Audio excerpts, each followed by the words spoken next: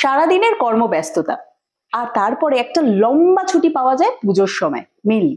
আর পুজোর সময় ছুটি পেলে অনেকেই হয়তো কলকাতার পুজোকে যেমন এনজয় করেন, আবার অনেকে সোজা ঘুরতে চলে যান মন ভালো রাখতে, বন্ধুদের সাথে একদম দূরে পাড়ি দেন। আর সেখানে কি জমজমাট আড্ডা মজা, আবার যদি সেখানে হঠাৎ করে ভয়ের ছায়া দেখা যায়।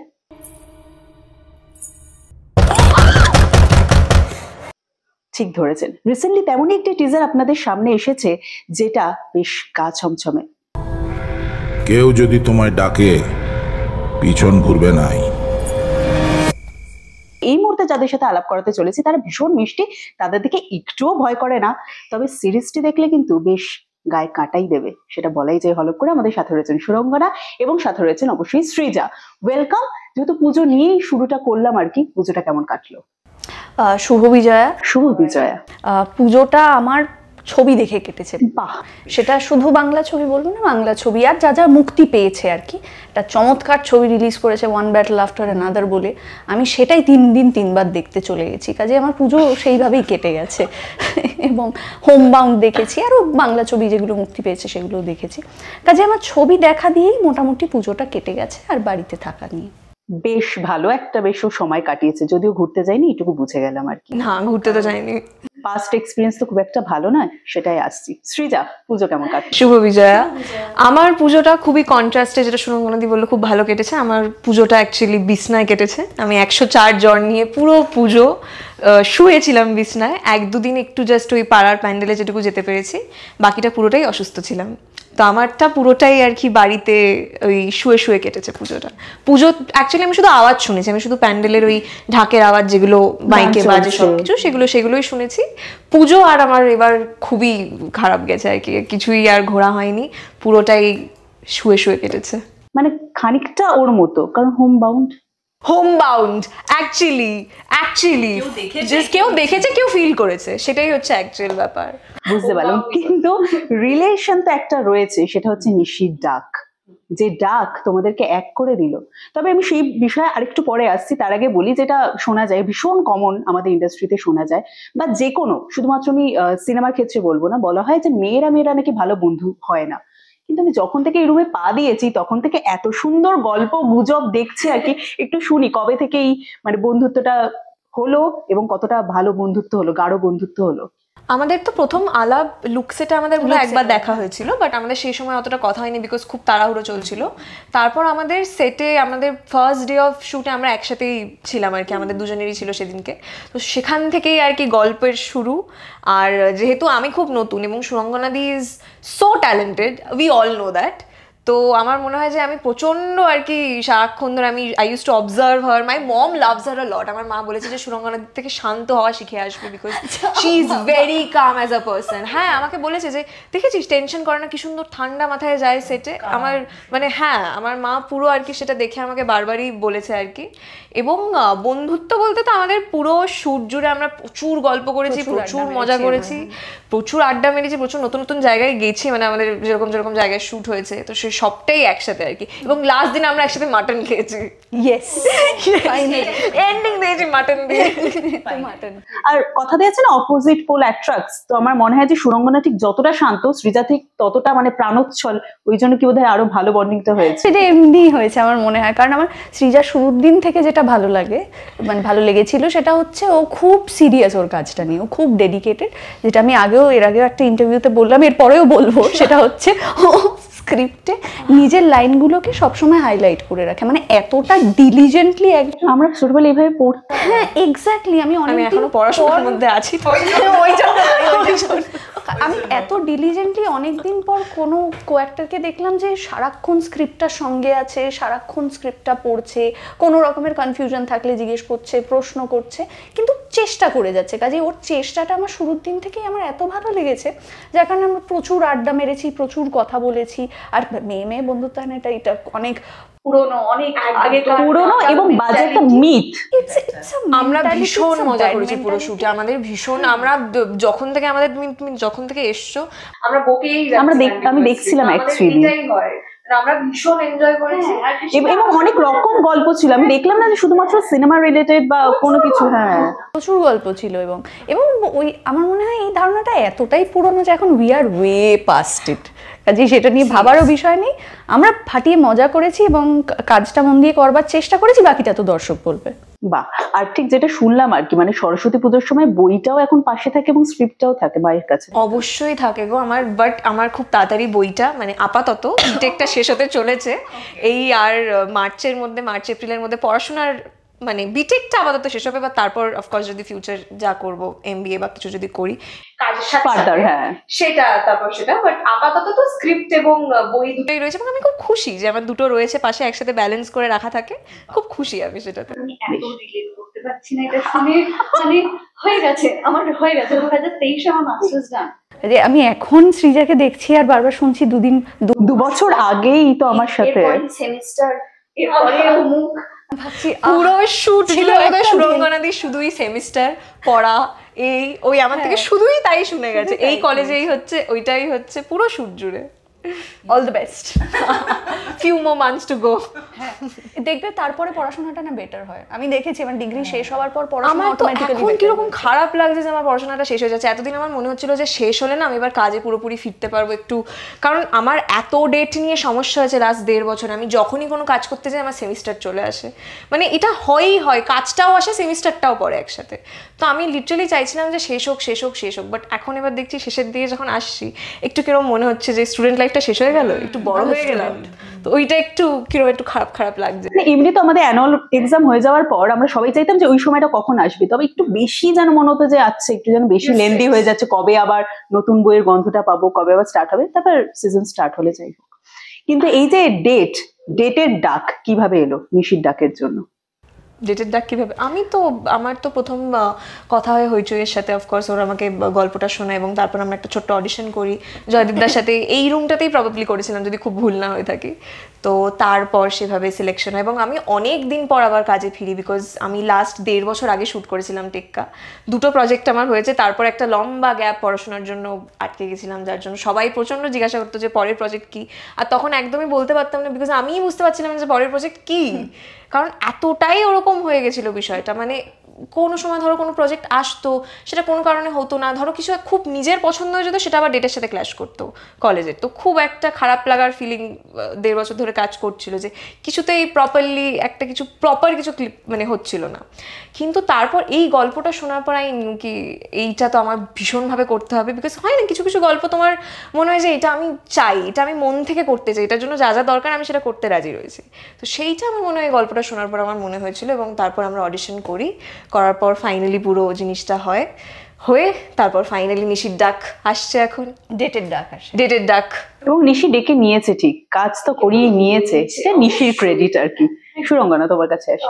আমাকে এখানেই একজন কাজ করেন শ্রেয়াদি বলে, তা অনেকদিন ধরে চিনি। শ্রেয়াদি আমাকে ফোন করে গল্পটা শুনিয়েছিল আগে, তারপর বলেছিল যে জয়দীপদা কথা বলবে। তখন একটা আমার ডেটের ডাক নিয়ে একটু সমস্যা হচ্ছিল, কিন্তু সেটা খুব ইজিলি ম্যানেজ হয়ে গেছিল। তারপর জয়দীপদা ফোন করে আমাকে গল্পটা আরেকবার ভালো করে শুনিয়েছিল এবং বলেছিল আমায় কোন চরিত্রের জন্য চায়। এবার তার ছাড়াও জয়দীপদা আমাকে বলেছিল যে তোর গান এখানে কিন্তু রবীন্দ্রসঙ্গীত আছে। এবার আমি ফোনটা রেখে দিয়েছি, তারপর হঠাৎ মনে হলো রবীন্দ্রসঙ্গীত আছে, আমি গাইছি কি?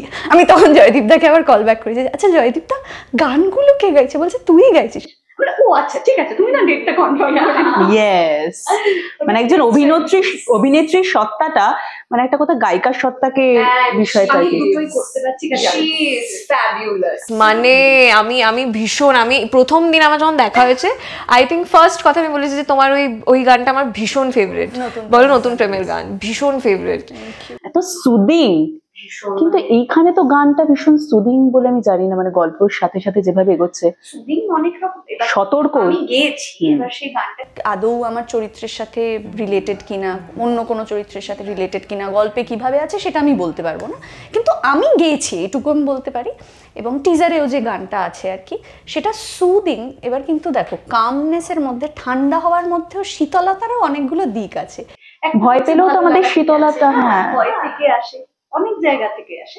কাজে এটা বোধহয় ভয়ের একটা জায়গা থেকে আসছে, এবং আমি খুব খুশি সেটাকে যেভাবে ব্যাকগ্রাউন্ড করে ইনকর্পোরেট করা হয়েছে সেটা আমার দেখে খুবই ভালো ভীষণ ভালো লাগছে আমার মনে হয়, মানে টিজারে ওই গানটা যেন একটা আলাদা একটা ভাইব নিয়ে আসছে, আমার ভীষণ ভালো সেটা হ্যাঁ, সত্যি জয়দীপদার ক্রেডিট যে এই রবীন্দ্রসঙ্গীতটাকেই সিলেক্ট করেছে এটার জন্য, সেটা এক্সপেক্টেড আউট অফ জয়দীপদা অলসো, কারণ জয়দীপদা ভীষণ সঙ্গীত প্রেমী একজন মানুষ, প্রচুর গান শোনে, এত রেকর্ড আছে বাড়িতে, কাজেই সে একদম ঠিক গানটাকে সিলেক্ট করেছে। এবং যখন আমরা সিরিজটাও দেখবো আমরা দেখতে পাবো যে এই গানটাকে কিভাবে ইউজ করা হয়েছে, তখন আমার মনে হয়, এখন তো আমরা খুব ছোট ছোট স্নিপেটসে দেখছি যে একটু একটু প্লে হচ্ছে, বাট সিরিজে যেভাবে এই গানটাকে ইউজ করা হয়েছে আমার মনে হয় দ্যাটস ব্রিলিয়েন্ট। সৃজা বোধহয় আর কোনোদিন গানটা শুনি শুনেছি গানটা, এত শুনেছি। আর কি বলতো, গানটা না একটা অদ্ভুত, মানে আমি গানটা প্রথমবার শুনেছি সত্যি বলতে, যখন আমাদের সিরিজে আমি এই গানটা কখনো আগে শুনিনি, এই রবীন্দ্রসঙ্গীত যেহেতু এটা খুব একটা পপুলার রবীন্দ্রসঙ্গীতের মধ্যে নয় বলতে পারো, তো আমি এটা যখন শুনেছি এটা একটা অদ্ভুত একটা প্রথম কয়েকদিন তো আমি গানটা জানি না কেন শুনতে পারতাম না, আমার একটু অসুবিধা হতো শুনতে, জানি না আমার গানটা না আমি ইউটিউবে ধরো অন্য কোনো কিরকম একটা আমি কিছুক্ষণ পর বন্ধ করে দিতাম, তারপর সেটে শুনে শুনে শুনে শুনে সারাক্ষণ গেয়ে যাচ্ছি, সারাক্ষণই গেয়ে যাচ্ছি, মানে আমরা সবাই যারা বাকিরাও ধরো যারা শ্যুট করছিল তারাও কন্টিনিউয়াসলি একটা হাম করে যাচ্ছে, তো ইট হ্যাজ দ্যাট ভাইব কি তুমি শুনে তুমি রিয়েলাইজও করবে না কিন্তু তোমার হাম করতে থাকবে, মানে মনে এক্স্যাক্টলি মানে মনের ভিতর কিন্তু রয়ে গেছে, ঠিক যেরকম অনেকের আমাদের ভয়টা চেপে বসে। ঠিক আমি জানতে চাইবো, তবে সুরঙ্গনা ক্ষেত্রে আগে প্রথমে আসি, ও যেরকম মিষ্টি দেখতে এবং যত সুন্দর গান গায়, ওকে ঠিক এইরকম ভয়ের জায়গায় অদ্ভুত একটা ভয় ধরিয়ে দেওয়ার, মানে এইভাবে এক্স্যাক্টলি আমি সেটাই ভাবছি। তুমি বলো, পুরো রূপকথাটা শুরু হয়েছে আমার কিন্তু ভূত চতুর্দশী আমার কপালে করে, হ্যাঁ মানে ভূত চতুর্দশী মানে সুরঙ্গনার সাথে ভূত ভয়, মানে অদ্ভুত। হ্যাঁ, কিন্তু আদৌ আমি যেটা বলতে পারি, আমি পর্ণসবরীর ক্ষেত্রে বলতে পেরেছিলাম যে আমি হরর এলিমেন্ট এই কাজটায়, কিন্তু এইটার ক্ষেত্রে আমি বলতে পারবো না বোধহয়, কিংবা বলতেও হয়তো পারি, কিন্তু সেটা অপেক্ষা করতে হবে দর্শককে সিরিজটা দেখবার জন্য। কাজে এখানে যে আউটে না আমি হরর এলিমেন্ট সেটা তো বোঝাও যাচ্ছে না অ্যাকচুয়ালি, সত্যি বোঝা যাচ্ছে না, সেটা আমাদের অপেক্ষা করে থাকতে হবে দর্শক যখন দেখবেন এবং দেখে তাদের ফিডব্যাক কি। কিন্তু আপাতত এতগুলো হরর কাজের সাথে আমি পরপর যুক্ত থাকতে পেরে আমিও খুশি, কিন্তু কারণ আমি হরর অ্যাজ আ জনরা আমি খুবই পছন্দ করি। আর সব ছেড়ে দিলে খুব অনেস্টলি স্পিকিং কাজ আছে, আমি খুব খুশি। একদমই তাই, এবং থাকলেই হয়, একদমই তাই। এবং আরো একটা জিনিস দেখা, দুজন সুন্দরী অভিনেত্রী, তারা দুজনেই ভয় ধরাতে আসছে। বাপরে, মানে নিশাকালে নিশির ডাক ডেফিনেটলি দেখতে হবে, সেটা তো বোঝাই যাচ্ছে আর কি। এবার একটু চরিত্রে আসি আর কি। সুরঙ্গনা, তোমার চরিত্রটা সম্পর্কে শুনি। সোনামুখীতে পা দেওয়া মাত্র সুরঙ্গনা যে চরিত্রটি হয়ে গেছে, আসলে আমার চরিত্র, কোনো চরিত্র নিয়ে খুব একটা বেশি কিছু বলার পারমিশন দেয়নি, কিন্তু যতটুকু টিজারে বোঝা গেছে আর কি, ওদের যে একটা বন্ধুদের গ্রুপ সেটা বোঝা গেছে, এবং আমিও একটি চরিত্র সেটা বোঝা গেছে।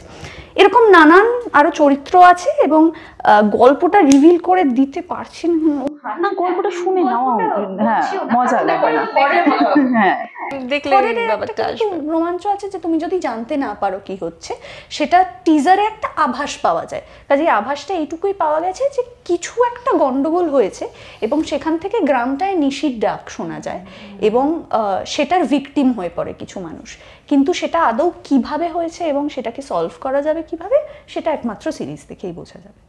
বন্ধুদের মধ্যে একজন যেহেতু আমাদের, আমিও যেহেতু বেশি বললে এক্ষুনি খাবো আর কি, কিন্তু আমাদের 6 জন বন্ধু পিএইচডি স্টুডেন্টস, মিউজিক নিয়ে পিএইচডি করেছে, তো তারা 6 জন কোনো একটা কারণে কিছু রিসার্চের জন্যই খোঁজে সোনামুখী গ্রামে যায়। এবার তারপর তাদের সাথে, তারপর আমরা যেটা টিজারেও দেখেছি যে যাওয়ার সময় অনেক লোকজন, চায়ের দোকানের লোকজন বলে যে ওই গ্রামে নিশি ডাকে, বাজনা বাজে না, বাজনা বাজনি মৃত্যু। তো এবার এরা তো মিউজিক স্টুডেন্টস, তো এরা একটা রিসার্চ করতেই গেছে। এইবার দেখার যে সোনামুখীতে ঢোকার পর, যাওয়ার পর তাদের সাথে কি হয়, আমরা দেখছি তারা একটা বাড়ির সামনে আসে, এবার তাদের সাথে কি ঘটে, এটা নিয়ে পুরো গল্পটা। আরো ভেতরে প্রচুর কিছু রয়েছে যেটা আমরা অফকোর্স বলতে পারবো না, বাট এইটা হচ্ছে ওভারভিউ যদি আমরা বলি। এবং সৃজা যখন বলছে আমি ওর গলার সাথে এতটা হয়ে গেছি কানেক্টেড, ও বলছে আমি নিজে সোনামুখীতে পৌঁছে গেছি, এবং আমার জানতে ইচ্ছে হচ্ছে যে তারপর কি হচ্ছে, এতটা আমাদের কিছু হচ্ছে, অনেক কিছু হচ্ছে। আমরা শুধু দেখছি যে তো এই 6 জন স্টুডেন্ট এরা রিসার্চ করতে যায় পুজোর মধ্যে ওই গ্রামটিতে, এবং তারপর তাদের সাথে যেটা হয় আরো অনেক কিছু রয়েছে গল্পতে, তো সেটা নিয়েই পুরো সিরিজটা। কে কার নিশানায় আসছে সেটাও দেখার মতো অপেক্ষা আমাদের রয়েছে ডেফিনেটলি। কাকে নিশি ধরছে, ও ভাবো কিংবা নিশি বা কাকে ধরছে। क्या बात। এবার একটু আমায় বলো যে যেটা হয় ভূতের কিছু শুট করতে গেলে অনেক সময় অনেকে অনেক কিছু এক্সপিরিয়েন্স করে, সেটা তোমাদের সাথে হয়েছে? এটা আগেই আমি জানি আমার কাছে আসবে, প্লিজ গো হেড।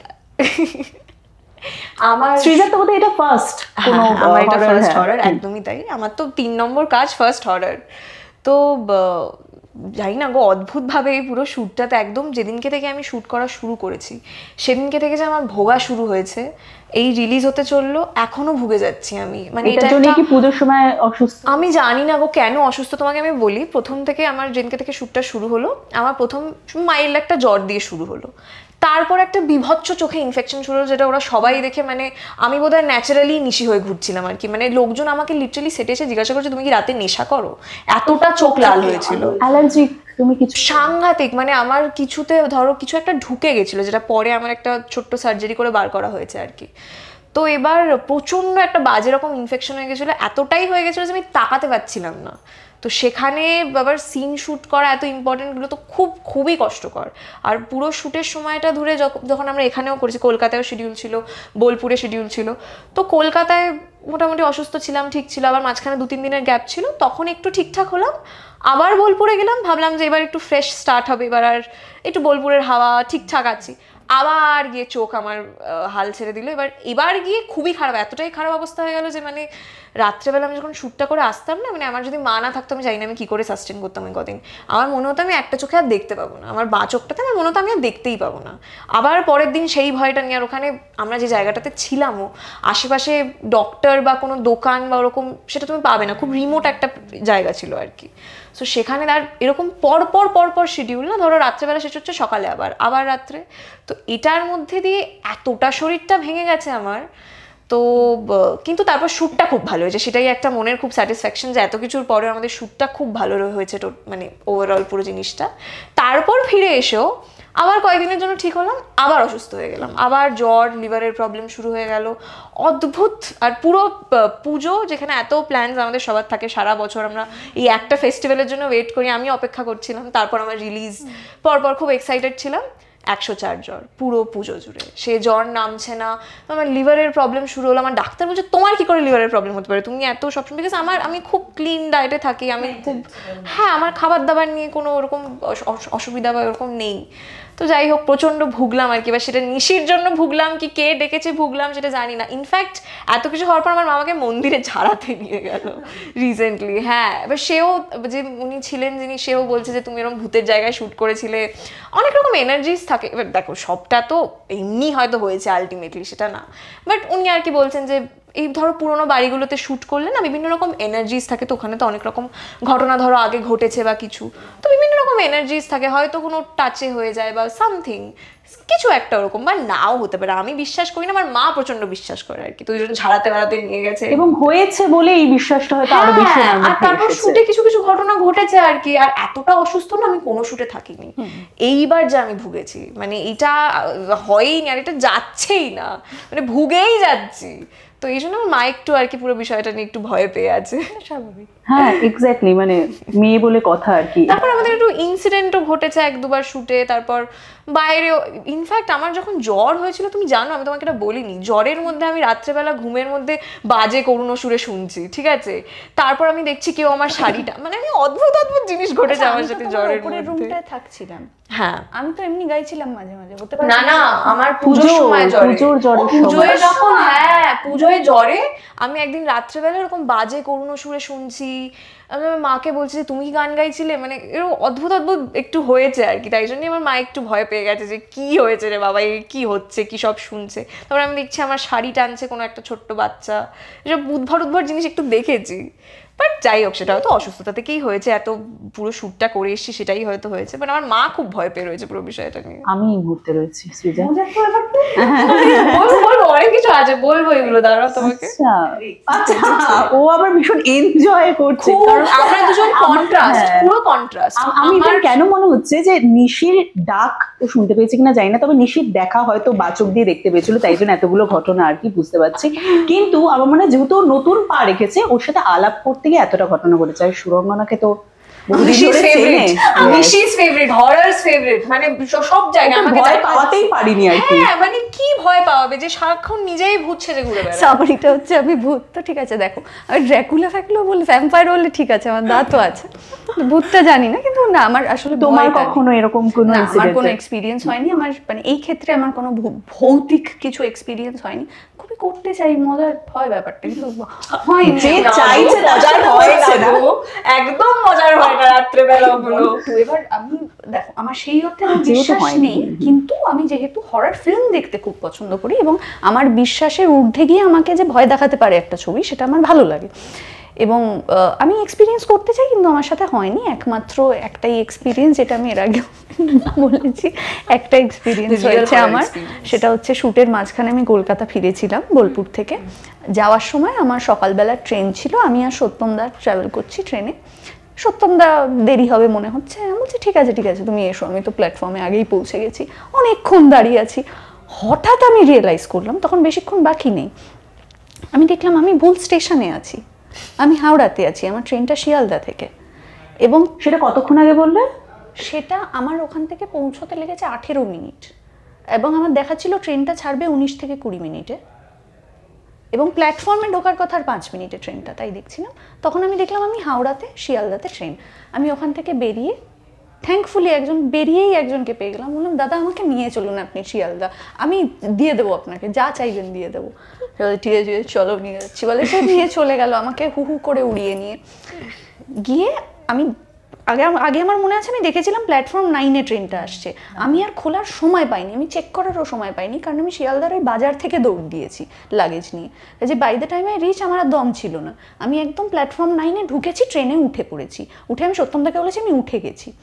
উঠে আমি দেখি ট্রেনে একটা লোক নেই, সব দরজা বন্ধ, পুরোটা অন্ধকার, নোংরা বালিশ কাভার টাভার সব পড়ে আছে, দরজা খুলছে না। আমি 3টে কম্পার্টমেন্ট দৌড়ানোর পর আমি দেখছি সব লকটা, আমি নামতে পারছি না। তুমি উঠলে যেখান দিয়ে উঠলাম পুরোটা আমায় দৌড়ে ব্যাক করতে হবে। আগে বেরিয়ে গেছে। আমি তো মাঝখানের কামরাগুলো খুলতে গেছি, গিয়ে যেখানে লক করেছি পাশের দরজাগুলো খুলছে না। এবার আমাকে আবার পুরো খুলতে একদম শেষে এসে নামতে হবে। প্রথমে তো আমি ওই যেখানে লাগেজ রাখে বলো ওই কামরাটাতেই উঠে গেছিলাম, ওখানটা পুরো অন্ধকার, কিছু দেখতেও পাইনি। আবার নেমেছি, আবার দৌড়েছি, এটা আমি অনেকক্ষণ ধরে করেছি। তারপর সত্যমদা বলছে তুই প্ল্যাটফর্ম 7-এ? তো আমি বললাম না, 9-এ। তখন ট্রেনটা ছেড়ে দিয়েছে। এবার তখন আমার ভয়টা হচ্ছে যে আমি তো জানি না এই ট্রেনটা ছাড়বে কিনা, যদি ছাড়ে আমি কোথায় যাব।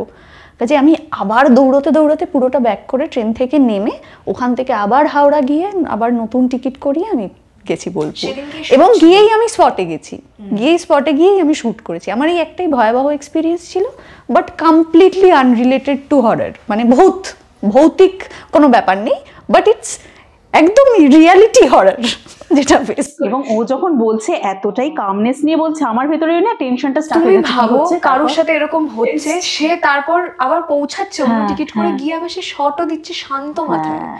এইটাই আমার মা আমাকে পুরো শুটে বলে গেছে যে শেখো। ওটা এমনি হতে আমি পারে, জানি না আমি কেউ একটু কি করে শান্ত এত শান্ত থাকতে পারে এত কিছুর পর। এবং এই ঘটনাগুলো যখন ঘটছে ও সেইভাবে হ্যান্ডেল করছে। না, তখন আমি দৌড়েই ছিলাম, তখন প্যানিকটা না আমার মুখে দেখা যাচ্ছিল, আমি কোথায়, তখন এইটাই করছিলাম আমি। কিন্তু গিয়ে তারপর শান্ত। সুরঙ্গনা কোনোভাবে এনার্জিসে বিলিভ রাখো? না আমার এখন হতে পারে আমি হয়তো এক্সপিরিয়েন্স করিনি এখনো বলে আমার বিশ্বাসটা নেই। আমি প্রচুর ঘটনা শুনেছি, কিন্তু আমি এগুলোকে এইভাবেই ট্রিট করি যেভাবে আমি ফেসবুকে রিউমার ট্রিট করি। যতক্ষণ না আমি জানি তাদেরকে, যতক্ষণ না আমি চোখের সামনে দেখছি, আমি একটা জিনিসও বিশ্বাস করবো না। এটা খুব ভালো। এটা কিন্তু মানে সিনিয়র হয়ে আরেকজন জুনিয়রকে ঠিক এটা বলে ফেসবুকের রিউমারে কান্দে এটা বেশ ভালো একটা ছিল, একটা উপদেশ বলা যেতে পারে। আচ্ছা, সেটে কখনো কোনো এক্সপিরিয়েন্স হয়েছে এরকম, যেহেতু সৃজা? সেটে আমাদের একটাই হয়েছে, হ্যাঁ একবারই হয়েছে। আর ওরা অ্যাকচুয়ালি মানে আমার এতটাই শরীর খারাপ ছিল আর এত কিছু ছিল, তো আমার উপর প্র্যাঙ্ক করা হয়েছে হঠাৎ করে। জয়দীপ দ্বারাই করেছে, যে একটা এরকম বাড়ি ছিল, ওর মধ্যে কি চাদর বাদর ঝোলানো ছিল, দূর থেকে গিয়ে আমাকে বলছে ওই দেখ ওখান থেকে না ও ঝাঁপ মেরেছিল, তারপর ওরকম মানে এইসব করা হয়েছে আর কি, ভুলভাল জিনিসপত্র আমার সাথে। বাট অ্যাপার্ট ফ্রম দ্যাট একদিন এটা হরর এক্সপিরিয়েন্স কিনা জানি না, বাট সবাই খুব ভয় পেয়ে গেছিল। সবার মধ্যে কি সুরঙ্গনা ছিল? না, ওই দিনকে সুরঙ্গনাদি ছিল না। ওই দিনকে সুরঙ্গনাদি ছিল না। আমি জানি না কেন এই এক্সপিরিয়েন্স গুলোর সময় সুরঙ্গনাদি থাকে না, আমার সাথেই কেন সবকিছু হয়, আমি কেন সবকিছু দেখলাম, হতেই পারে। ইভেন ওর গানটাই তো কানে বাজছিল, ওর গানটা ওই দিনকে বাজছিল, তোমারই গানটা ওই দিনকে বাজছিল যেদিনকে বিবের শুটিং। সো ওই একদিন গ্রহণ ছিল না, যেদিনকে ব্লাড মুন ছিল, বেশ সেই অগস্ট ওই সেপ্টেম্বর ওই সময়টাতে। তো তখন বোলপুরে আমরা শ্যুট করছিলাম ওই একটা পোড়ো বাড়িতে, যে বাড়িটা আমরা দেখেছি ইয়েতে টিজারে। তো সেখানে 2-3 বাজে মনে হয়, একদম রাত্রেবেলা, মাঝরাত্রেবেলা। আর ওরকম একটা বাড়িতে ভাবো, ওরকম মাঝরাতে ব্লাড মুন তো শ্যুট হচ্ছে, আর একটা খুব ভাইটাল সিন শ্যুট হচ্ছিল, লাস্ট একটা আমারই শট যাচ্ছিল। শটটা যাওয়ার আগে মানে জাস্ট আমি করতে যাচ্ছি, যেখানে জয়দীপ দ্বারা আমার মারা সব অ্যাসিস্ট্যান্ট সবাই যেখানে বসে রয়েছে মনিটরের সামনে দেখছে, ওপর থেকে হঠাৎ করে একটা দাম লাইট এরকম পড়ে আর কি, ঠিক ওদের মাথায়। তারপর ওরা সবাই দৌড়ে আর কি পালায়, এরকম টাইপের একটা। তারপর সেদিনকে কোনো মতে যে তাড়াতাড়ি শেষ করে আর কি যাওয়া হয়। তো ওইটা সবাই ভয় পেয়েছিল। হ্যাঁ, সবাই ভয় পেয়েছিল যে এইটা কি হলো। তারপর আমার আর এটা মোটামুটি সিনেমা বা সিরিজে দেখাও যায় যে একটা ঝালর পড়ে যাচ্ছে বা এরকম দেখে আমরা ভয় পাই। হ্যাঁ, মানে এটা অ্যাকচুয়ালি আমি জানি না কেন এক্সপিরিয়েন্স করেনি, she should have experience this, but মানে আর আমাদের সিনটাও একটা ওরকমই যাচ্ছিল, আমি একটা ওরকমই সিন করছিলাম, হঠাৎ করে এরকম পড়লো লাইটটা, সবাই দৌড়াচ্ছে মানে ঠিক ওদের মাথার ওপর। তো এইটা এরকম মাঝরাতে খুবই, হ্যাঁ মানে থ্যাঙ্কফুলি কিছু হয়নি সেরকম ভাবে, সাইডে পড়েছে বা কিছু, বাট এরকম হঠাৎ করে একটা পুরো বাড়ি থেকে ভাবো জিনিসপত্র ভাঙছে, পড়ছে ওপর থেকে লাইট, তো ওটা একটু আর কি। আর তারপর আমরা প্রচুর জঙ্গল মানে অন্ধকারের মধ্যে মশার কামড় তো খেয়েছি, সেটা একটা আলাদা ব্যাপার, প্রচুর হ্যাঁ ওটাই হরার। বাট এরকম প্রচুর জঙ্গলে, জয়দীপ দার মেয়ের সাথে আর কি আমি ভীষণ গল্প করতাম এসব, আমরা দুজন মিলে হরার নিয়ে প্রচুর আর কি সারাদিন, ভীষণ শি ইজ ভেরি সুইট। তো আমরা সারাদিন ধরে এইসব নিয়ে কথা বলতাম। তো শি ওয়াজ অলসো সেইং কি করতে গেছিলাম যখন কি মন্দির খুঁজে পাচ্ছিল না, তো এরকম হয়েছে আর কি টুকটাক আমরা দুজন খুব আর কি এনজয় করেছি। She also believes in like energies and everything. তো আমরা দুজন প্রচন্ড এটা নিয়ে বকেছি আর কি, যে এই হয়েছিল ওই হয়েছিল। ঠিক যেরকম আমরা এতক্ষণ যে আড্ডা দিচ্ছিলাম, আমরা কিন্তু নিশির ডাক নিয়ে প্রপারলি কোনো কথাই বলতে পারিনি, কারণ এটা ভীষণভাবে একটা সাসপেন্স থ্রিলার, একটা সবটা ধরে রাখার জন্য। কিন্তু আমি যতগুলো বাকি ইনসিডেন্ট শুনলাম, আমার সিরিয়াসলি মনে হচ্ছিল গায়ে কাটা দিচ্ছিল। তো আমার মনে হয় যে নিশির ডাক দেখার পর তো ডেফিনেটলি গায়ে কাটা দেবে, আশা করছি। আমরা প্রচন্ডভাবে আশাবাদী, বিকজ আমরা, তুমি যেটা বললে যে আমরা মিষ্টি হয়তো দেখতে হতে পারি বা আমাদেরকে দেখে খুব একটা ভয়ে ফিল আসে হয়তো না, মিষ্টি অভিনেত্রী বলতে সত্যিই দুজনকে বলতে পারবে না, ভয়টা হয়তো পাবে না কেউ, বাট আমরা চেষ্টা করেছি যে সিরিজটাতে প্রচন্ডভাবে যেন আমাদের এই ইমপ্রেশনটা না থাকে। এবং সুরঙ্গনাদি তো এমনি সার্টিফাইড ভূত, প্রত্যেকটা ছবিতেই আমাকে ছবি দেখায় এসে, কিন্তু এটাতেও সেটা কিনা সেটা জানতে হবে অফকোর্স। 17ই অক্টোবর ঠিক দিওয়ালির নিশির ডাক, একদম দিওয়ালির আগেই একদম তাই। আপনারা অবশ্যই দেখুন। আমরা খুবই চেষ্টা করেছি একটা ভয়াবহ অ্যাম্বিয়েন্স তৈরি করবার জন্য, জয়দীপদা আমরা সেটাকে এক্সিকিউট করবার চেষ্টা করেছি অভিনয়তে। Please do watch. একেবারেই। কিন্তু এই যে সবকিছু শেষটা যেরকম ভাবে ধরা হয় সেইভাবে তো শেষ হয় না। ঠিক যেরকম আমার কাছে ছোট্ট কয়েকটা রিডলস রয়েছে, সেটা নিয়ে আমি শেষ করব না, তারপর পরেরটা বলছি। ঠিক আছে। ফার্স্ট, ভূতেরা কোন রুমকে অ্যাভয়েড করে? কোন রুমকে অ্যাভয়েড করে ভূতেরা? কি অ্যাভয়েড করবে? কোন রুম অ্যাভয়েড করে? কোন রুমে ঢুকতেই চায় না? ভূত কি পছন্দ করে না? ঠাকুর মন্দির। মাশরুম। ওকে, আমার ফার্স্টে বলা উচিত ছিল ফানি রিডলস। আমরা একদম সিরিয়াস জোনে ভাবছি যে আচ্ছা ভূত কোন ঘরে, বুঝলাম আমরা দুজন একদম সিরিয়াস জোনে ভাবছি। ঠিক, মাশরুম। ওকে, নেক্সট বল। যদি কোনো মেয়ে ভূত হয় তাহলে তার সবথেকে ফেভারিট মেকআপ কোনটা হবে, মানে যেটা আর কি সে ইউজ করতে ভালোবাসে? লিপস্টিক। এটাও একটা অন্য কিছু হবে। এবার একটা অন্য কিছু হবে। মেয়ে ভূত, হ্যাঁ মেয়ে ভূত কোন মেকআপ ইউজ করতে সবথেকে বেশি ভালোবাসে? সবথেকে বেশি ভালোবাসে টুল বা ওই প্রোডাক্ট বা এরকম যে কোনো মেকআপ প্রোডাক্ট। হ্যাঁ, এইবার কনফিউজ করছো, টুল না প্রোডাক্ট? আচ্ছা, প্রোডাক্ট। টুলে কি বলতে তুমি? জানি না, এটা মানে আইল্যাশ কালার টাইপের কি মেকআপ প্রোডাক্ট? কি কি আছে বলো? একটু একটু হিন্ট দাও, একটু আমাদেরকে হিন্ট দাও। Again, মানে কাছাকাছি থাকবে একটু, থাকে থাকে ফাউন্ডেশন থাকে, ব্লাশ থাকে, এর মধ্যেই আসবে। এর মধ্যেই এই তো বলছে একটা একটা করে। সাদা পাউডার পাউডার এখন মনেই পড়ছে না মেঘা। হ্যাঁ, মাস্কারা আছে। Yes, mascara mascara. স্কেয়ার, ভয় দেখাতে হবে। ও মাই গড, ওকে, এটা তো আমাদের একদম ডেসিবেলের উপর দিয়ে কেমন ভয়টা পাওয়াচ্ছি আমি। খুব ভয় পেয়ে আছি, বলো। ওকে, ভূতেদের সব থেকে ফেভারিট গেম কি?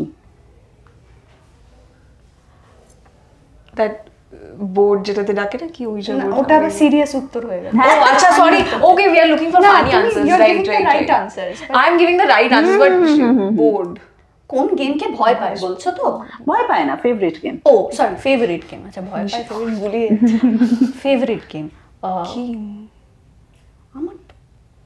আমার হন্টেড হাউস, এসকেপ রুম টাইপের জিনিসপত্র। না না না, এটা এগুলো serious সিরিয়াস আনসার হয়ে হ্যাঁ। গেল, এগুলো ইন্টেলেকচুয়াল আনসার হয়ে গেল। হ্যাঁ, আসছি, দেখা হবে গো। আমি না আমি 2 সেকেন্ড ভাবলাম যেটা তুমি কি এমনি বললে নাকি তুমি আনসারটা বললে পিকাবু। এটা বললাম। আচ্ছা, বলো বলো বলো বলো, বলে ফেলো, এনজয় করছো তো? বলে ফেলো। তারপর আমি ডিপ্রেশনে চলে যাবো by the end of it. বলো বলো।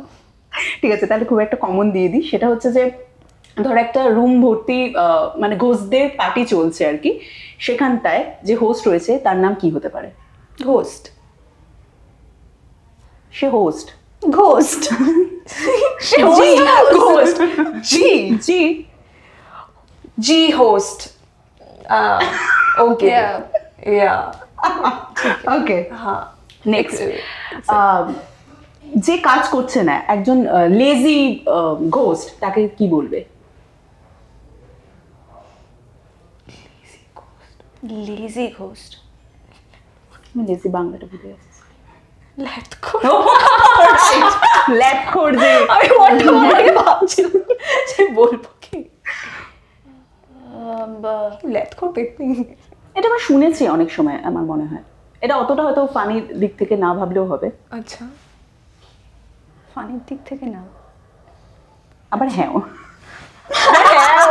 ये क्या है? আচ্ছা, লেদখোর ভূত।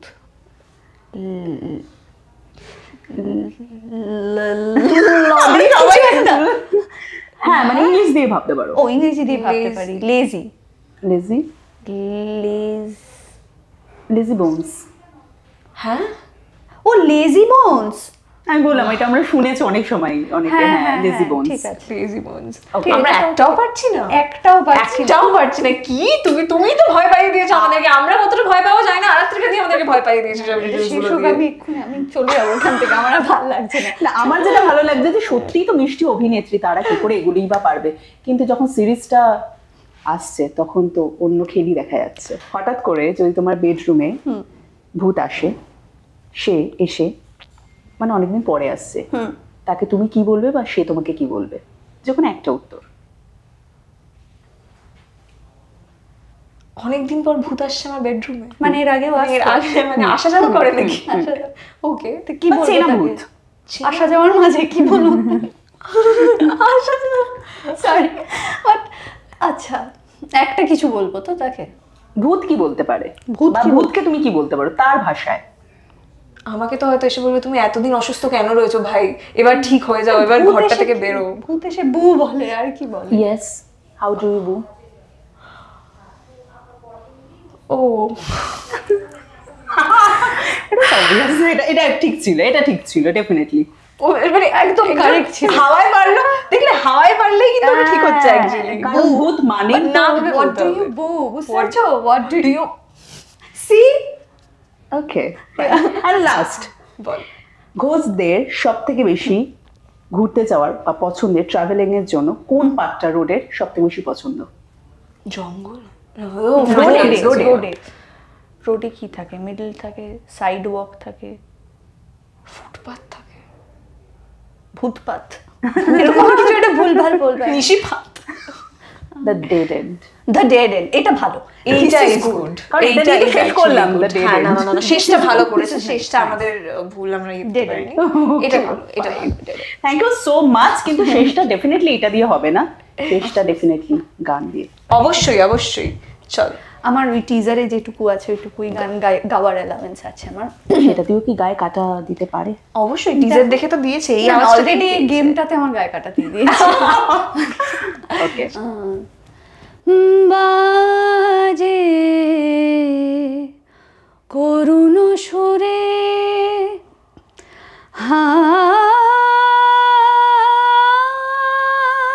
হায় দূরে বাজে